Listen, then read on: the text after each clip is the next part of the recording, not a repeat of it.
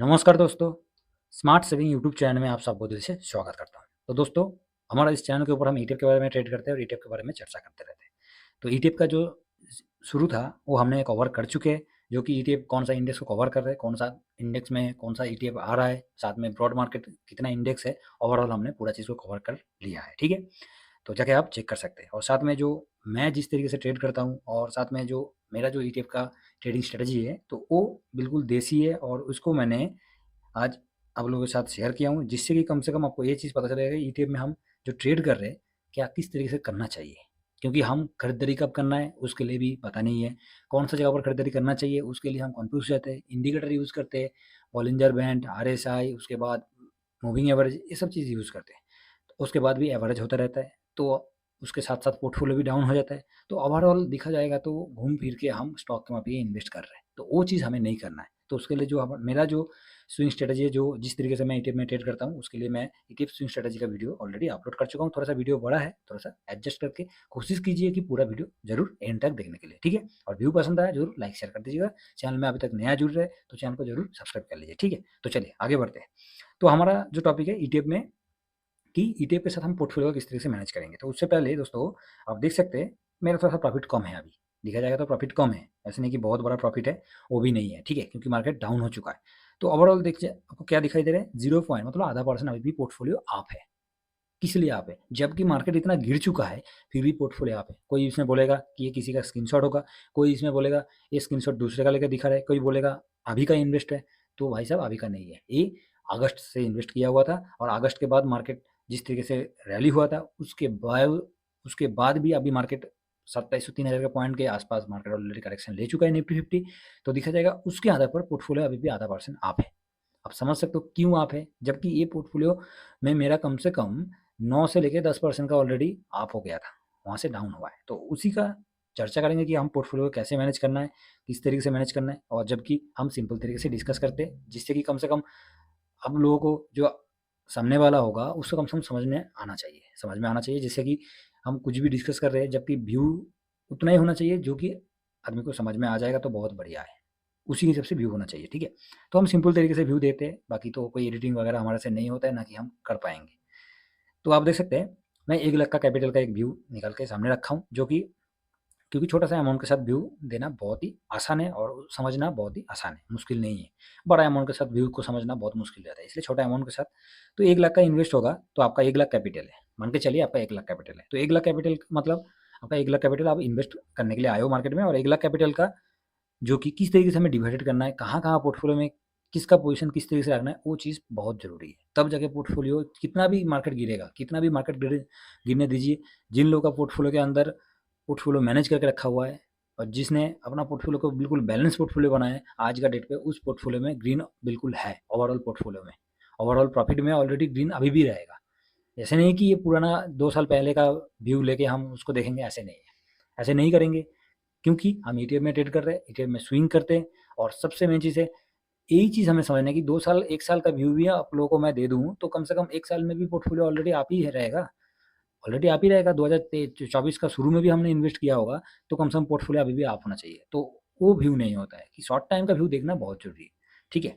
तो मेरा अगस्त का था, मेरा जो है अगस्त का था, अगस्त का मैं शुरू से किया था और अगस्त के बाद अभी पोर्टफोलियो जिससे डाउन हुआ है और पोर्टफोलियो में आधा परसेंट अप है, मतलब इसका मतलब आपको समझ में आया होगा कि पोर्टफोलियो बहुत पुराना नहीं है, ठीक है? और इसीलिए पुराना नहीं है क्योंकि हम स्विंग कर रहे हैं, हम लॉन्ग टर्म पे नहीं जा रहे हैं, हम स्विंग कर रहे हैं, तो स्विंग में पोर्टफोलियो अप डाउन होता रहेगा। ये लॉन्ग टर्म का व्यू लेके नहीं चल रहा है, ठीक है?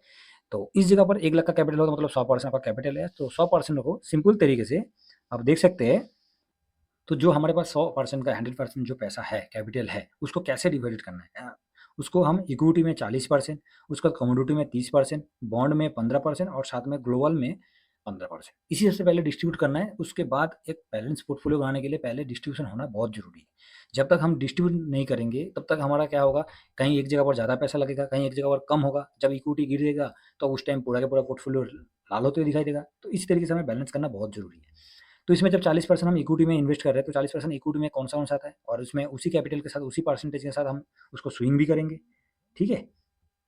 तो फर्स्ट हमारा दोस्तों काम है कि पोर्टफोलियो में जिस तरीके से हमारा कैपिटल होगा, उस कैपिटल को डिवाइडेड करके अलग-अलग जगह पर इन्वेस्ट करना, जिससे कि इक्विटी गिरेगा कम से कम कोई ना कोई तो होगा, क्योंकि पोर्टफोलियो का एक बैलेंस पोर्टफोलियो, जैसे पहले का ज़माने में जो वजन करने के लिए जो तराजू था, एक तरफ सामान दिया जाता था और एक तरफ पे सामान, एक तरफ पे वो लोहे वाला जो वही था, तो दोनों में बैलेंस होता था, उसके बाद जाके सामान आपको मिलता था। तो सेम पोर्टफोलियो में भी वही चीज़ बनाना चाहिए, ठीक है। और लॉन्ग टर्म के लिए जो होगा वो अलग है, उसके लिए हम अलग से डिस्कस करेंगे। हम स्विंग के लिए बात करें तो स्विंग का पर्पस में हमें पोर्टफोलियो को कम से कम वो पोर्टफोलियो होना चाहिए कि मार्केट गिरेगा फिर ही पोर्टफोलियो में कम से कम ओवरऑल पोर्टफोलियो आधा परसेंट, 1%, 2%, जिसका जिस तरीके से पोर्टफोलियो बना हुआ है उस तरीके से आप होना चाहिए। तो उस हिसाब से इक्विटी में आप देख सकते हैं कि 40% का वेटेज है, वेटेज दे रहा हूँ। मेरा जो 1 लाख का कैपिटल है, मैं 1 लाख मतलब मेरा 100% हो गया, तो 100% में से 40% मैंने इक्विटी में दे रहा हूँ। कम्युनिटी में 30%, बॉन्ड में 15% और ग्लोबल में 15%।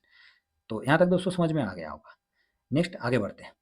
आगे क्या है, इक्विटी है। तो इक्विटी में कौन सा आते हैं, निफ्टी 20 हो गया, नेक्स्ट 50 हो गया, small cap, mid cap, bank, auto, IT, CPSC, ये सब उसमें है।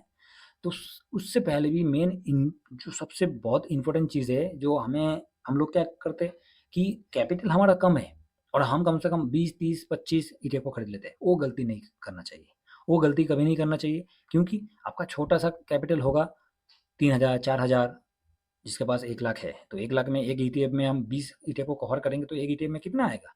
एक ईटीएफ ज़्यादा से ज़्यादा आप कैलकुलेट कर लीजिए कि एक ईटीएफ को हम 20 से डिवाइडेड कर देते, और उसके अलावा भी 5-5 हज़ार भी हम इन्वेस्ट करेंगे हर एक ईटीएफ में, तो ओवरऑल कितना प्रॉफिट जनरेट होगा? हम 5% करेंगे, 5,000 का 5% करेंगे तो ₹250 आने वाला है, ₹250 आने वाला है, बस इससे तो ज़्यादा उम्मीद तो नहीं कर सकते ना।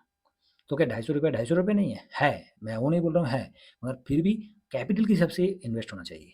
कैपिटल के हिसाब से जितना कैपिटल है, हमारे पास उतना ही कैपिटल है जो हमें कम से कम बॉन्ड में भी रखना चाहिए। बॉन्ड में हम किस लिए रखते हैं? क्योंकि जब ज़रूरत होगा वहाँ से लेके हम दोबारा खरीदारी कर सकते हैं, ठीक है? तो इसलिए 40% जो होगा वो इक्विटी में होगा। इक्विटी में सबसे बेस्ट है ब्रॉड मार्केट, जिसमें Nifty 20, Nifty next 50, small cap, mid cap, ये चारों के चारों ब्रॉड मार्केट में आता है। इसमें एक सेक्टर नहीं है, जो कि सेक्टर वाइज़ में जाएँगे तो बैंक, ऑटो, आईटी, ये अलग-अलग सेक्टर वाइज़ है। तो इसमें ब्रॉड मार्केट में बहुत बढ़िया है।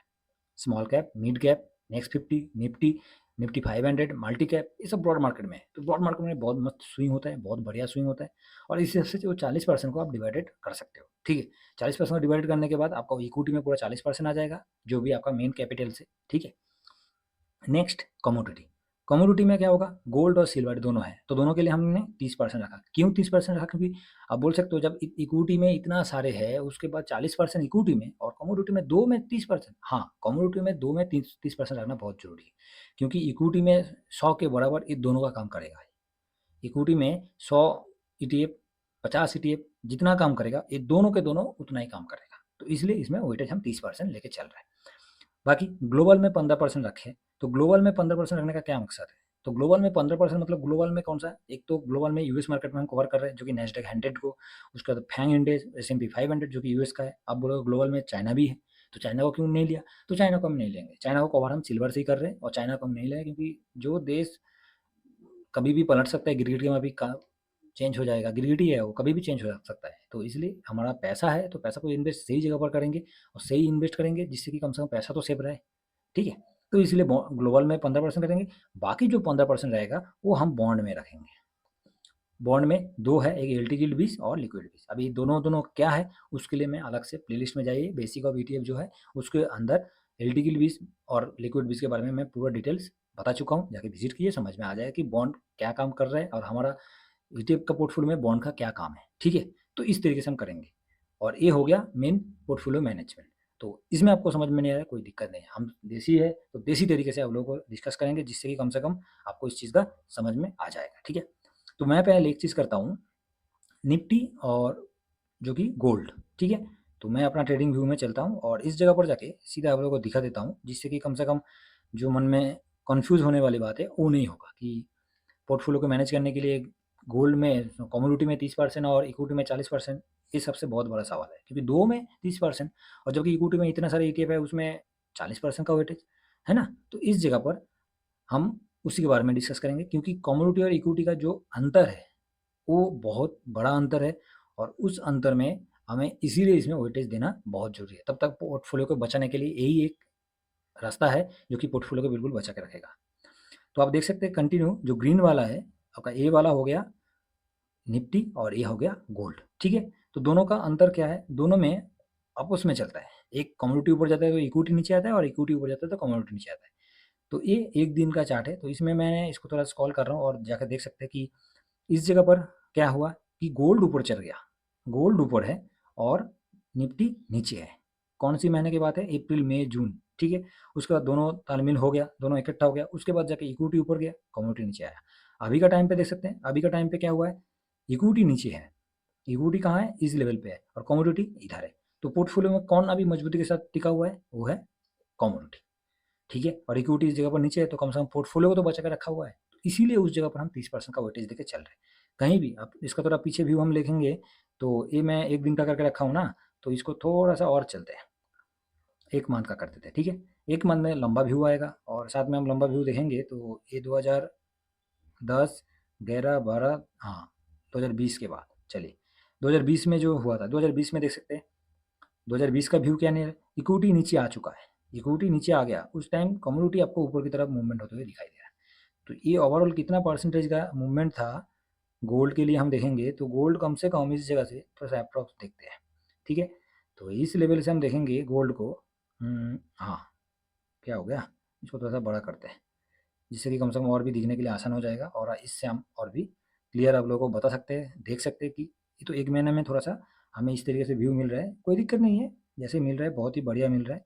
और इसको हम टॉप से लेके अभी इसका यहाँ तक देखेंगे तो ये कम से कम 21% तक भाग गया था, जबकि इक्विटी नीचे आ गया और कमोडिटी उस जगह पर आपको भागते हुए दिखाई दे रहा है, ठीक है। ये कोविड की बात बोल रहा हूँ। तो इस तरीके से हम गोल्ड और सिल्वर में बहुत अच्छा स्विंग कर सकते हैं, जिससे कि कम से कम एक तो स्विंग भी कर सकते हैं और साथ में उसके लिए मैं अलग से आप लोगों को बताऊंगा, जिससे कि कम से कम समझ में आ जाएगा कि गोल्ड सिल्वर में कैसे स्विंग करना है और साथ में इक्विटी के साथ कमोडिटी में कैसे करना है, उसके लिए अलग से हम वीडियो बना देंगे, ठीक है।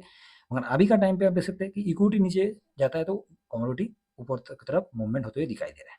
और जबकि ओवरऑल देखेंगे तो दोनों में कभी इक्विटी नीचे आता है तो कमोडिटी ऊपर जाता है। इस जगह पर देख सकते हैं, इस जगह पर कमोडिटी ऊपर गया है, इक्विटी नीचे है, उसके बाद कुछ टाइम तक दोनों साइलेंट हुआ, उसके बाद जाके फिर से इक्विटी ऊपर कमोडिटी नीचे, उसके बाद जाके इस जगह पर थोड़ा सा हुआ था नवंबर फर्स्ट में, दोनों एक साथ फिर से आप देख सकते हैं कमोडिटी ऊपर भाग गया है और इक्विटी नीचे आ गया, ठीक है। तो इसीलिए इक्विटी और कमोडिटी में जो पोर्टफोलियो है वो इसी तरीके से बनाना चाहिए जहाँ पर आपका वेटेज से मतलब नहीं है, पोर्टफोलियो को सेफ होना चाहिए, आपका कैपिटल सेफ होना चाहिए। तो चलिए, यहाँ तक समझ में आया तो बहुत अच्छी बात है, नहीं तो मैं एक सिंपल तरीके से बताता हूँ। तो आपका जो मेन कैपिटल है, आपका जो मेन कैपिटल होगा उस कैपिटल को आपको डिवाइडेड करना है और 4 भाग में डिवाइडेड करने के बाद एक तरफ आपका इक्विटी हो जाएगा, ठीक है, इक्विटी, और इधर कमोडिटी हो जाएगा और साथ में इधर हम देखेंगे तो इधर बॉन्ड और इधर अपना ग्लोबल कर देंगे, बस और कुछ नहीं है। अपना कैपिटल को 4 भाग में कर दिया, इधर 40% का इधर वेटेज देकर हम चलेंगे, जिससे स्विंग करना है तो स्विंग कर सकते हैं। मेन हमारा क्या है, हम स्विंग करते हैं तो स्विंग करेंगे। कमोडिटी में कितना, 30% का वेटेज दे देंगे और साथ में ग्लोबल में 15% और बॉन्ड में 15%, बस। इसी हिसाब से एक पोर्टफोलियो को आपका जो मेन कैपिटल होगा और कैपिटल को आप इसी तरीके से डिस्ट्रीब्यूशन करने के बाद आपका पोर्टफोलियो में कितना भी गिरावट होगा, चाहे इक्विटी नीचे आएगा तो कमोडिटी आपका पोर्टफोलियो को ग्रीन होते हुए दिखाई देगा और साथ में ये जो है पोर्टफोलियो को बिल्कुल इस तरीके से मजबूती देगा जहाँ पर इक्विटी में आप 20 ईटीएफ को कवर कर रहे हो और कम्युनिटी में 2 ईटीएफ को कवर कर रहे हो, वो दोनों 20 का काम करेगा उस टाइम, ठीक है। तो दोस्तों आशा करता हूँ कि पोर्टफोलियो को किस तरह से मैनेज करना है और पोर्टफोलियो में अपना कैपिटल को कितना परसेंटेज वाइज अलग अलग जगह पर अलग अलग तरीके से उसमें इन्वेस्ट करना है, जिससे कि पोर्टफोलियो कम से कम सेफ हो जाए और पोर्टफोलियो में कितना भी गिरावट होने दीजिए उससे पोर्टफोलियो कम से कम ग्रीन रहे, ठीक है। तो व्यू पसंद आया जरूर लाइक शेयर कर दीजिएगा और चैनल पर अभी तक जुड़े नहीं तो चैनल को सब्सक्राइब कर लीजिए। नेक्स्ट वीडियो में मिलते हैं। Thank you very much. जय हिंद, जय भारत।